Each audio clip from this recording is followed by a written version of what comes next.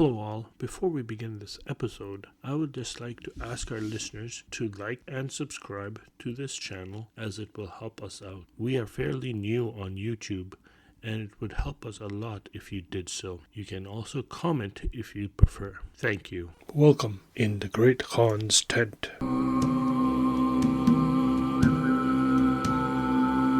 History, literature, and storytelling. In the Great Khan's Tent is now available on YouTube. You can find us using this podcast name.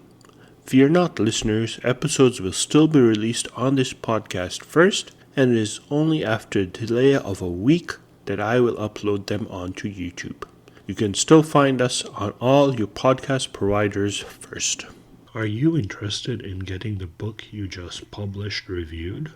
Writing some piece of literature and need help getting it out there and promoted? Interested in sharing what piece of literature we should cover next? Well, fret not. In the Great Khan's Tent is now available on Patreon, where your contribution can help in growing this podcast. For as low as $3 a month, a price less than a good, and I mean good, cup of coffee, you can help contribute to the growth of this podcast.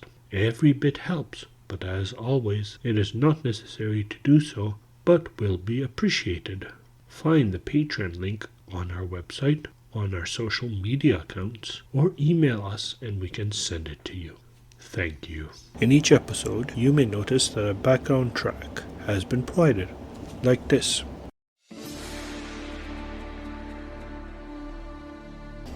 This is a result of my editorial decision to include a background track when there is some interaction between a human and a Jinn, an otherworldly being that is a common race that frequently appears in these tales. If you have any suggestions, comments, or complaints, please be sure to email us at alllowercase@gmail.com.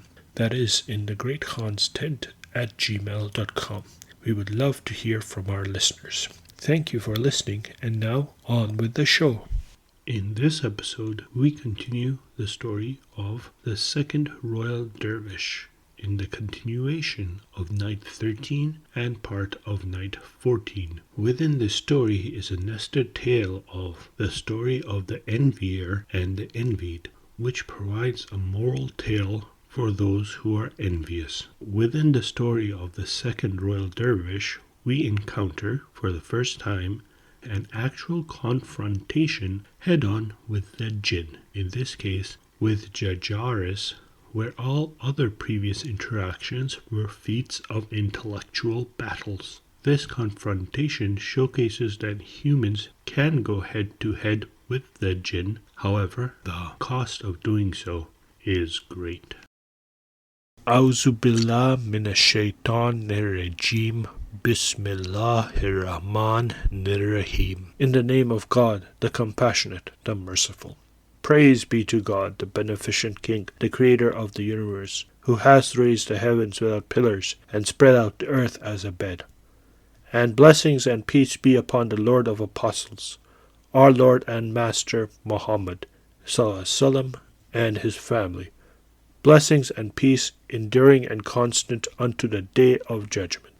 Of a verity, the doings of the ancients become a lesson to those that follow after, so that men look upon the admonitory events that have happened to others and take warning, and come to the knowledge of what befell bygone peoples and are restrained thereby. So glory be to him who hath appointed the things that have been done aforetime for an example to those that have come after. And of these admonitory instances are the histories called the 1001 Nights, with all their store of illustrious fables and relations. Scheherazade continued. Upon this, O my mistress, I rejoiced exceedingly, and eager to obtain his pardon, I said to him, What shall I choose from thy hands? Choose, he answered. Into what form shall I change thee? Either the form of a dog, or that of an ass, or that of an ape. I replied in my desire of forgiveness, Verily, if thou wilt pardon me, Allah will pardon thee in recompense for thy showing mercy to a Muslim who hath done thee no injury. And I humbled myself in the most abject manner, and said to him, Pardon me as the envied man did the Envier. And how was that? Said he. I answered as follows. The story of the Envier and the Envied. It is said, O Ifrit, that in a certain city there were two men living in two houses, joined by a connecting wall. One of these two envied the other, and because of this he used the evil eye against him, and did all he could to injure him.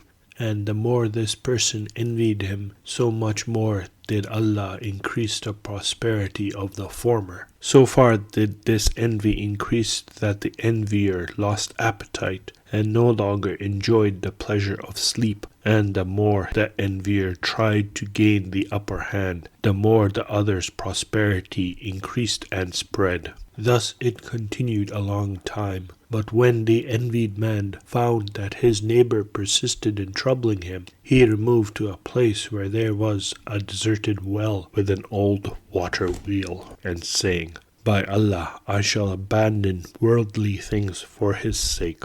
And there he built for himself an oratory, and he endowed a small mosque for which he bought everything that was needed, and occupied himself with all sincerity in the worship of Almighty Allah.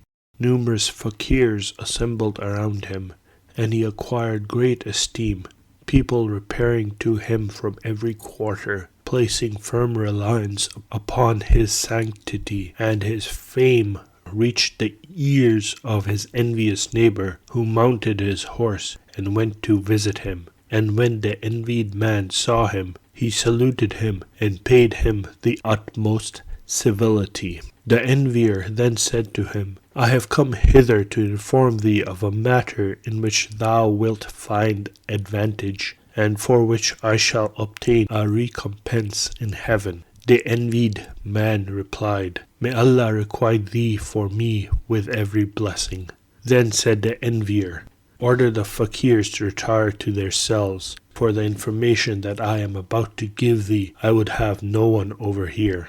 So he ordered them to enter their cells, and the envier said to him, Arise, and let us walk together, and converse. And they walked on, until they had come to the deserted well before mentioned, when the envier pushed the envied man into this well without the knowledge of anyone, and went his way, imagining that he had killed him. But this well was inhabited by Jinn, who had received him unhurt, and seated him upon a large stone. And when they had done this, one of them said to the others, Do ye know this man? They answered, We know him not. This, said he, is the envied man who fled from him who envied him, and took up his abode in this quarter in the neighboring oratory, and who entertained us by his zikr and his readings. And when his envier heard of him, he came hither to him, and devising a stratagem against him, threw him down here. His fame hath this night reached the Sultan of this city, who hath purposed to visit him tomorrow on account of the affliction which hath befallen his daughter. And what, said they, hath happened to his daughter? He answered, Madness, for Maymun, the son of Demdem, hath become inflamed with love for her, and her cure is the easiest of things. They asked him, What is it? And he answered, The black cat that is with him in the oratory hath at the end of her tail a white spot of the size of a piece of silver, and from this white spot should be taken 7 hairs, and with these the damsel should be fumigated, and the marid would depart from over her head and not return to her, so she would be instantly cured. And now it is our duty to take him out. When the morning came, the fakirs saw the sheikh rising out of the well, and he became magnified in their eyes. And when he entered the oratory, he took from the white spot at the end of the cat's tail 7 hairs, and placed them in a portfolio by him. And at sunrise the Sultan came to him, and when the Sheikh saw him, he said to him, O Sultan, thou hast come to visit me in order that I may cure thy daughter. The Sultan replied, Yes, O virtuous Sheikh. Then said the Sheikh, Send some person to bring her hither, and I trust in Allah, whose name be exalted, that she may be instantly cured. And when the Sultan had brought his daughter, the Sheikh beheld her bound, and seating her, suspended a curtain over her, and took out the hairs, and fumigated her with them. Whereupon the Marid cried out from her head, and left. And the damsel immediately recovered her reason, and veiling her face, said to her father, What is this? And wherefore didst thou bring me to this place? He answered her, Thou hast nothing to fear, and rejoiced greatly. He kissed the hand of the envied Sheikh, and said to the great men of his court who were with him, What shall be the recompense of the Sheikh for that which he hath done? They answered, His recompense should be that thou marry him to her. Ye have spoken truly, said the Sultan, and he gave her in marriage to him, making him his son-in-law. And thus the Sheikh became a connection of the Sultan. Shortly afterwards, the Vizier died, and when the Sultan asked who should replace him, the courtiers said, Your son-in-law. So he was appointed Vizier. And after some days the Sultan died, and he was made Sultan in his place. One day, as he was riding out, the Envier happened to be passing by, and saw the man he envied in his imperial state among his emirs, viziers, and officers of state. The Sultan's eye fell on him, and turning to one of his viziers, he said, Bring me that man, but do not alarm him. When his envious neighbor was brought to him, he seated him upon a horse with high distinction and honor, and taking him to his palace, he said, Give this man 1,000 mithqals of gold from my treasury, and a costly dress. Load 20 camels for him with trade goods, and send a guard and with attendants to escort him to his house. Then he took his leave of the man who envied him, and reproached him for nothing. Consider then, O Ifrit, the pardon of the envied to the envier, and his kindness to him, notwithstanding the injuries he hath done him. The Ifrit, when he had heard this story, replied, Lengthen not thy words to me. As to my killing thee, fear it not, and as to my pardoning thee, covet it not. But as to my enchanting thee, there is no escape from it. And so saying, he clove the earth asunder, and soared with me through the sky to such a height that I beheld the world beneath me as though it were a bowl of water. At this point, lady, I wept most bitterly before him, and recited, Forgive those who do wrong, for the wise man forgives wrongdoers for their evil deeds. If every fault is mine, every forgiveness should be yours. Who hopes that his superior will pardon him has to forgive inferiors their faults. Then alighting upon a mountain, he took up a little dust, and having muttered and pronounced certain words over it, sprinkled me with it, saying, Quit this form, and take the form of an ape. Whereupon I became like an ape of 100 years of age. When I saw myself changed into this ugly form, I wept for myself, but determined to be patient under the tyranny of fortune, knowing it to be constant to no one. I descended from the summit of the mountain, and having journeyed for the space of a month, arrived at the seashore. And when I had stood there a short time, I saw a vessel in the midst of the sea, with a favorable wind approaching the land. I therefore hid myself behind a rock on the beach, and when the ship came close up, I sprang into the midst of it. But as soon as the persons on board saw me, one of them cried, Turn out this unlucky brute from the ship. Another said, Let us kill him. And a third exclaimed, I will kill him with this sword.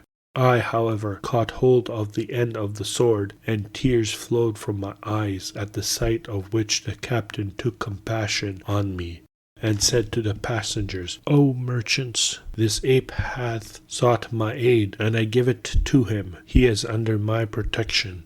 Let no one therefore oppose or trouble him. He then treated me with kindness, and whatever he said to me I understood, and all that he required to be done I performed as his servant. We continued our voyage for 50 days with a fair wind, and cast anchor under a large city containing a population which no one but Allah, whose name be exalted, could reckon. And when we had moored our vessel, there came to us some Mamluks from the Sultan of the city, who came on board the ship, and complimented the merchants on their safe arrival, saying, Our Sultan greeteth you, rejoicing in your safety, and hath sent to you this roll of paper, desiring that each of you shall write a line upon it. For the Sultan had a vizier, who was an eminent calligraphist, and he is dead, and the Sultan hath sworn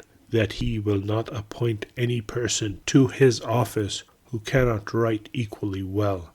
Though in the form of an ape, I arose and snatched the paper from their hands, upon which, fearing that I would tear it and throw it into the sea, they cried out against me, and would have killed me. But I made signs to them that I could write, and the captain said to them, Suffer him to write, and if he scribble, we will turn him away. But if he write well, I will adopt him as my son, for I have never seen a more intelligent ape. So I took my pen and demanded the ink, and wrote an epistolary hand in this couplet. Fame hath recorded the virtue of the noble, but no one hath been able to reckon thine. May Allah not deprive mankind of such a father, for thou art the parent of every excellence. Then in a more formal, large hand I wrote the following verses. There is no writer that shall not perish, but what his hand hath written endureth ever. Write therefore nothing but what will please thee, when thou shalt see it on the day of resurrection. Then I took the pen, dipped it in the inkwell, and wrote in the Rukai script. Time has recorded the excellence of the generous, but up till now your excellence has not been written down. May Allah not orphan all mankind of you, who are the mother and father of every excellence. Then I wrote in Raihani script. He has a pen that serves every land. Its benefits are shared by all mankind. The Nile cannot rival the loveliness that your 5 fingers extend to every part. Then in the Toulouse script I wrote, The writer perishes, but what he writes remains recorded for all time. Write only what you will be pleased to see when the day of resurrection comes. Then I wrote in Nask, when we were told you were about to leave, as time's misfortunes had decreed, we brought to the mouth of inkwells with the tongues of pens what we complained of in the pain of parting. Then I wrote in the Tumar script, No one holds the Caliphate forever. If you do not agree, where is the first Caliph? So plant the shoots of virtuous deeds, and when you are deposed, no one will depose them. Then I wrote in the Muhakkak script, Open the inkwell of grandeur and of blessings. Make generosity and liberality your ink. When you are able, write down what is good. This will be taken as your lineage and that of your pen. 2 other specimens I wrote in 2 different and smaller hands, and returned the paper to the Mamluks, who took it back to the Sultan. And when he saw what was written upon it, the hand of no one pleased him excepting mine. And he said to his attendants, Go to the author of this handwriting, put upon him this dress, and mount him upon a mule, and conduct him with the band of music before him to my presence. On hearing this order, they smiled, and the Sultan was angry with them, and said, How is it that I give you an order, and ye laugh at me? They answered, O Sultan, we laugh not at thy words, but because he who wrote this is an ape, and not a son of Adam. He is with the captain of the ship newly arrived. The Sultan was astonished at their words, and he shook with delight, and said, I would purchase this ape. He then sent some messengers to the ship with the mule and the dress of honor, saying to them, Ye must clothe him in this dress, and mount him upon the mule, and bring him hither. So they came to the ship, and taking me from the captain, clad me with the dress, and the people were astonished, and flocked to amuse themselves with the sight of me. And when they brought me to the Sultan, I beheld him, and I kissed the ground before him 3 times, and he ordered me to sit down. So I sat down upon my knees, and the persons present were surprised at my gentle manners, and especially the Sultan, who presently ordered his people to retire. They therefore did so, none remaining but the Sultan, and a eunuch, and a young Mamluk, and myself. The Sultan then commanded that a repast should be brought, and they placed before him a service of viands, such as grafted the appetite and delighted the eye, and on which was everything that frisks or flies or mates in nests, such as sandgrouse, quails, and all other species of birds. And the Sultan made a sign to me that I should eat, whereupon I arose, and having kissed the ground before him 7 times, sat down to eat with him. And when the table was removed, I washed my hands, and taking the ink case and pen and paper, I wrote these 2 verses. Great is my appetite for thee, O Kunafe. I cannot be happy, nor endure without thee. Be thou every day and night my food, and may drops of honey not be wanting to moisten thee. And wrote these lines. Turn aside with the chickens in the spring camp of the saucers, and weep for the loss of fritters and the partridges. Mourn the daughters of the sandgrouse, whom I do not cease to lament, together with fried chickens and the stew. Alas for the 2 sorts of fish served on a twisted loaf.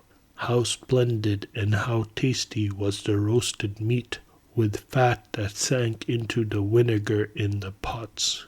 Whenever hunger shakes me, I spend the night applying myself to a pie as bracelets glint.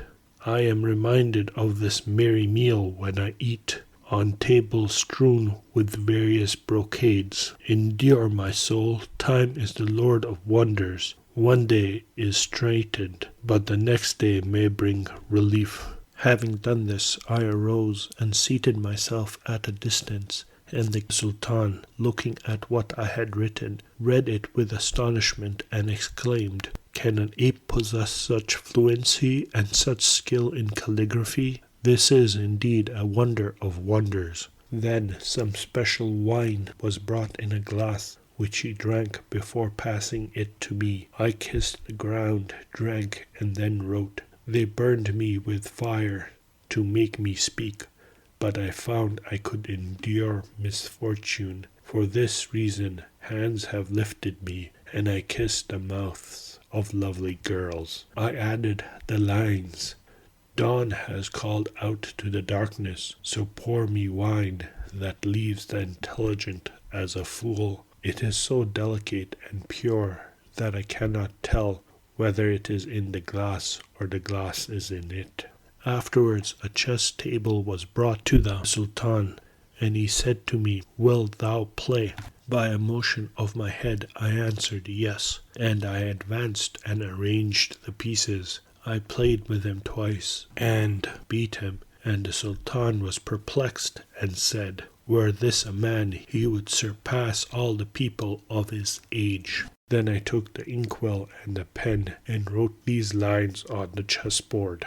2 armies fight throughout the day, the battle growing fiercer every hour. But when night's darkness covers them, both sleep together in one bed. On reading this, the Sultan was moved to wonder, delight, and astonishment. He then said to his eunuch, Go to thy mistress, Sitt al-Husn, and say to her, answer the summons of the Sultan, that she may come and gratify her curiosity by the sight of this wonderful ape. The eunuch therefore went and returned with his mistress, the Sultan's daughter, who, as soon as she saw me, veiled her face and said, O my father, how is it that thou art pleased to send for me and suffer strange men to see me? O my daughter, answered the Sultan, there is no one here but the young Mamluk, and the eunuch who brought thee up, and this ape with myself thy father. From whom then dost thou veil thy face?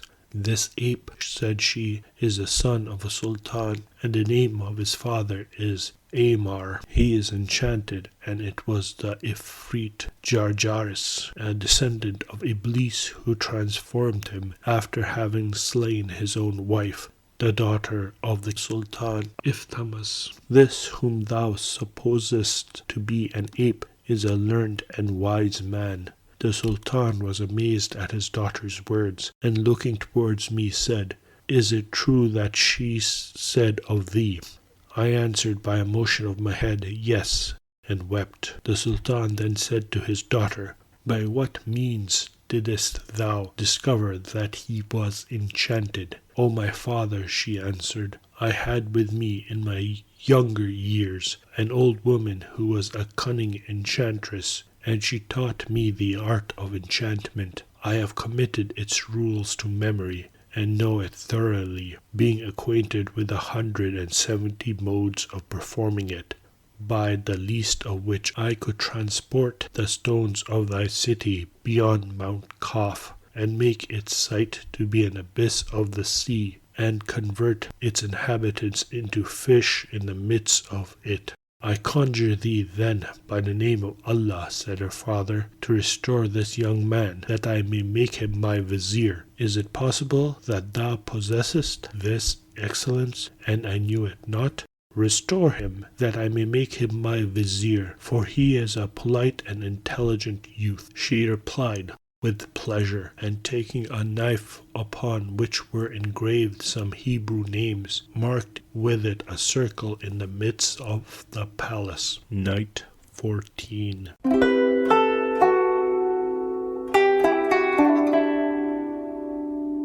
Morning now dawned, and Shahrazad broke off from what she had been allowed to say. Then, when it was the 14th night, she continued, I have heard, O auspicious Shanshah, that the dervish said to the lady of the house, The princess took in her hand a knife inscribed with Hebrew characters, and with this she cut a circle in the middle of the palace. Within this she wrote certain names and talismans, and then she pronounced invocations and uttered unintelligible words, and soon the palace around us became immense in gloom, to such a degree that we thought the whole world was overspread. And lo, the Jinn appeared before us in a most hideous shape, with hands like winnowing forks, and legs like masts, and eyes like burning torches, so that we were terrified at him. The Sultan's daughter exclaimed, No welcome to thee, to which the Jinn, assuming the form of a lion, replied, Thou traitoress, how is it that thou hast broken thine oath? Did we not swear that we would not oppose one another? Thou wretch, said she, when didst thou receive an oath? The Jinn, still in the form of a lion, then exclaimed, Take what awaiteth thee, and opening his mouth rushed upon the lady, but she instantly plucked a hair from her head and muttered with her lips, whereupon the hair became converted into a piercing sword, with which she struck the lion, and he was cleft in twain by the blow, but his head became changed into a scorpion. The lady immediately transformed herself into an enormous serpent, and crept after the execrable wretch in the the shape of a scorpion, and a sharp contest endured between them, after which the scorpion became an eagle, and the serpent, changing to a vulture, pursued the eagle for a length of time. The latter then transformed himself into a black cat, and the Sultan's daughter became a wolf, and they fought together long and fiercely, till the cat, seeing himself overcame, changed himself into a large red pomegranate, which fell into a pool, but the wolf pursuing it, it ascended into the air, then fell upon the pavement of the palace, and broke in pieces, its grains becoming scattered, each apart from the others, all spread about the whole space of ground enclosed by the palace. The wolf upon this transformed itself into a cock, in order to pick up the grains, and not leave one of them, but according to the decree of fate, one grain remained hidden by the side of the pool of the fountain. The cock began to cry and flapped its wings, and made a sign to us with its beak, but we understood not what it would say. It then uttered at us such a cry that we thought the palace had fallen down upon us, and it ran about the whole ground till it saw the grain that had lain hid by the side of the pool, and when it pounced upon it to pick it up, but it fell into the midst of the water, and became transformed into a fish, and sank into the water, upon which the cock became a fish of a larger size, and plunged in after the other. For a while it was absent from our sight, but at length we heard a loud cry, and trembled at the sound, after which the Ifrit rose as a flame of fire, casting fire from his mouth, and fire and smoke from his eyes and nostrils. The Sultan's daughter also became a vast body of fire.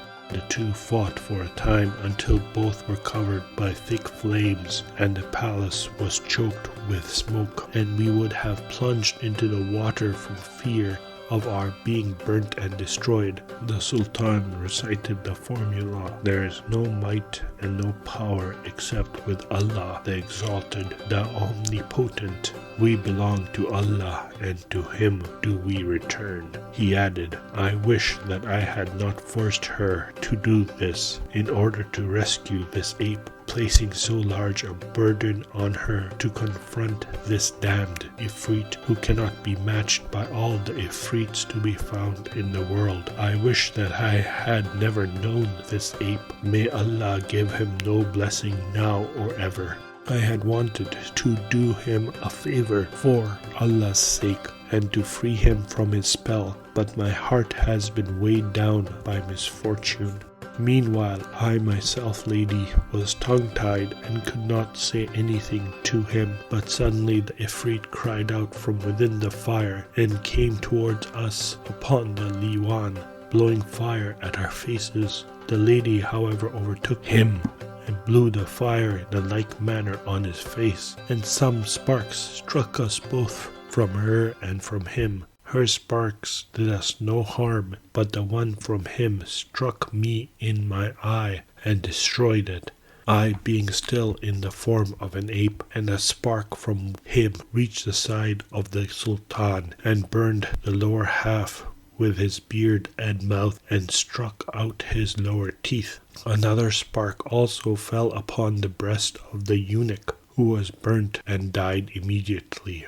We expected destruction, and gave up all hope of preserving our lives. But when we were in this state, a voice commanded, "Allah is the most great, Allah is the most great. He hath conquered and aided and abandoned the denier of the faith of Muhammad, peace be upon him, the chief of mankind. He has given victory and aid, and has confounded those who disbelieve in the religion of Muhammad, peace be upon him." The radiant moon, the person from whom this voice proceeded, was the Sultan's daughter. She had burnt the Jinn, and when we looked towards him, we perceived that he had become a heap of ashes. The lady then came to us and said, "Bring me a cup of water." And when it was brought to her, she pronounced over it some words which we understood not, and sprinkling me with it, said, "Be restored by virtue of the name of the truth, and by virtue of the most great name of Allah, to thy original form. Whereupon I became a man as I was at first, excepting that my eye was destroyed. After this she cried out, the fire, O my father, I shall no longer live, for I am predestined to be killed. Had he been a human being, I had killed him at the first of the encounter. I experienced no difficulty till the scattering of the grains of the pomegranate, which I picked them up, excepting the one in which was the life of the Jinn. Had I picked up that, he had died instantly, but I saw it not, as fate and destiny had appointed, and suddenly he came upon me, and a fierce contest ensued between us under the earth and in the air and in the water, and every time that he tried against me a new mode, I employed against him one more potent, till he tried against me the mode of fire, and rarely does one escape against whom the mode of fire is employed. Destiny, however, aided me, so that I burnt him first, but I exhorted him previously to embrace the faith of Islam. Now I die, and may Allah supply my place to you. Having thus said, she ceased not to pray for relief from the fire, and lo, a spark ascended to her breast, and hence to her face, and when it reached her face, she wept and exclaimed, I testify that there is no deity but Allah, and I testify that Muhammad, peace be upon him, is God's apostle. We then looked towards her, and saw that she had become a heap of ashes by the side of the ashes of the Ifrit. We were plunged into grief on her account, and I wish that I had been in her place rather than have seen that sweet-faced creature who had done me this kindness reduced to a heap of ashes. But the decree of Allah cannot be averted. The Sultan, on beholding his daughter in this state, plucked out what remained of his beard, and slapped his face, and rent his clothes, and I also did the same, while we both wept for her.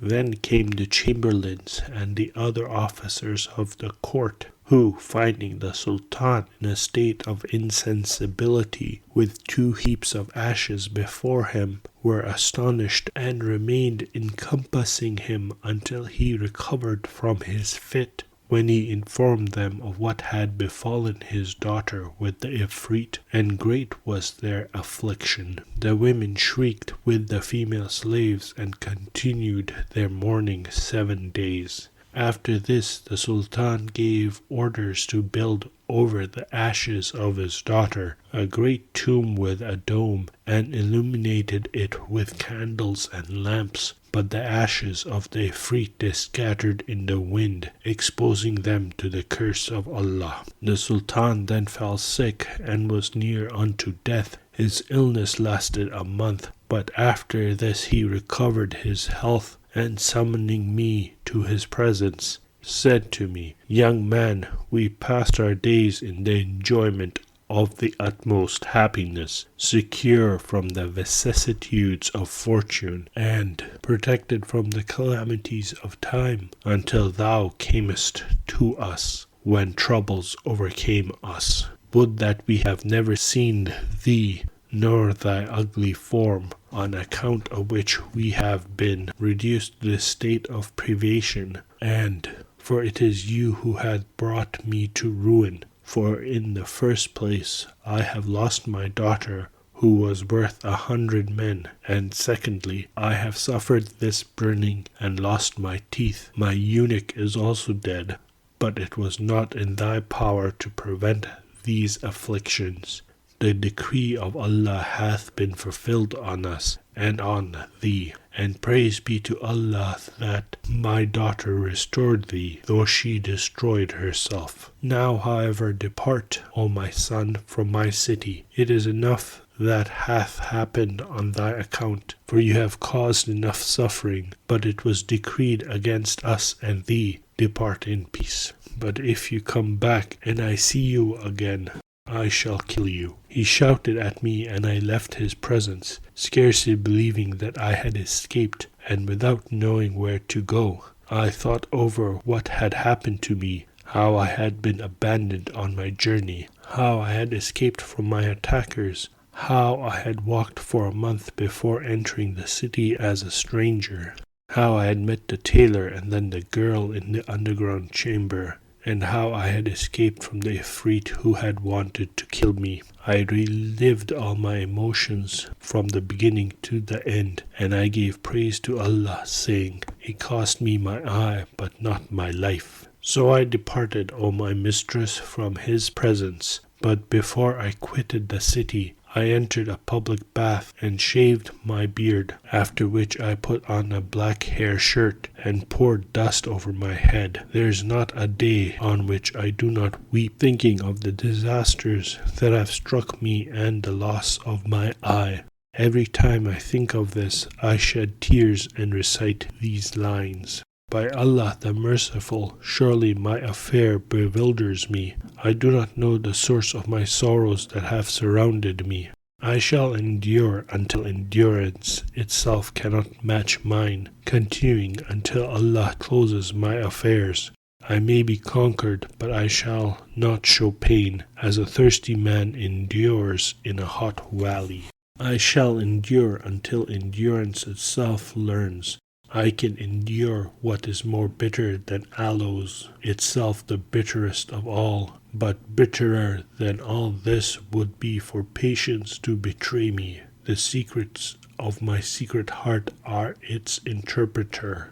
At the heart of the secret is my heart's secret love for you. Were the mountains to feel my sorrow, they would be crushed, fire would be quenched, and winds would cease to blow. Whoever claims that time old sweetness must sometimes meet a day more bitter than aloes.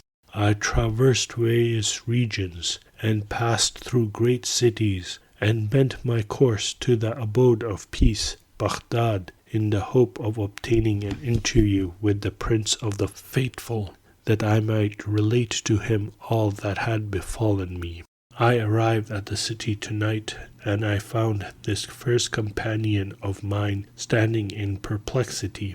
I greeted him and talked to him, and then our third companion arrived, greeted us, and told us that he was a stranger. "So are we," the two of us said, "and we have only just come on this blessed night." The three of us then walked together without knowing each other's stories, until fate brought us to this door, and we came into your presence. This then is the reason why my beard and mustache have been shaven, and my eye gouged out. The third dervish then advanced, and thus related his story.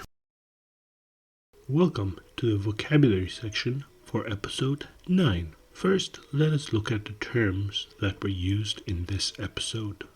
Oratory. A small chapel, especially for private worship. Zikr consists of repeating the name of Allah or the profession of unity in chorus, accompanying the words by certain motions of the head, hands, or whole body. Maymun, an Arabic term for monkey or baboon. Portfolio, hinged or flexible case for carrying loose papers, pictures, or pamphlets. Mithqals, unit of mass equal to 4.25 grams and mostly used for measuring precious metals such as gold or other commodities like saffron. Couplet, two successive lines of verse forming a unit marked usually by rhythmic rhyme or self-contained utterance. Kunafe, a kind of a pastry made of wheat flour, moistened with clarified butter, then baked and sweetened with honey and sugar. Liwan, a long narrow-fronted hall or vaulted portal often open to the outside. Rukhai script, writing style of Arabic script intended for the rapid production of text. Simple and plain style used in everyday writings and signs. Rihani script, one of the 6 canonical scripts of Perso-Arabic calligraphy. Rihani means basil, finer variant of the Muhakkak script likened to flowers and leaves of a basil plant, developed during the Abbasid era by Ibn al-Bawwab. Thuluth script variety of Islamic calligraphy, 1/3 of each letter slopes, which the name Thuluth, meaning a third, refers to, used for writing the headings of surahs on the Quran. Naqsh script, smaller, rounder script of Islamic calligraphy, one of the first scripts to develop, commonly used in writing administrative documents and transcribing books. Tumar script, defined by the size of the pen used, serves as a core standard, used by the caliphs in signatures. Muhakkak script, one of the 6 types of calligraphic script in Arabic. Muhakkak means consummate or clear, used to denote any accompanying piece of calligraphy. Fritters, portions of meat, seafood, fruit or vegetables, or any other ingredients which have been battered or breaded and is deep fried, both sweet or savory. Sandgrouse, ground-dwelling birds restricted to treeless open country such as plains, savannas, and semi-deserts. Now on to the vocabulary section. Glint, to give off reflections in brilliant flashes. Endowed, to furnish with an income or to provide something freely or naturally. Sanctity, holiness of life and character, the quality or state of being holy or sacred. Stratagem, clearly contrived of scheme for gaining an end. Fumigated, to apply smoke, vapor, or gas, especially for the purpose of disinfecting or destroying pests. Recompense, to give something by way of compensation or to pay for. Specimens, an individual item or part considered typical of a group, class, or whole. Viands, an item of food, especially a tasty or choice dish. This episode has been written, edited, and produced by Saf Beg. Thank you for listening. I hope you have a wonderful day and or night, and may the journeys on which you are set upon be fruitful. Thank you for listening.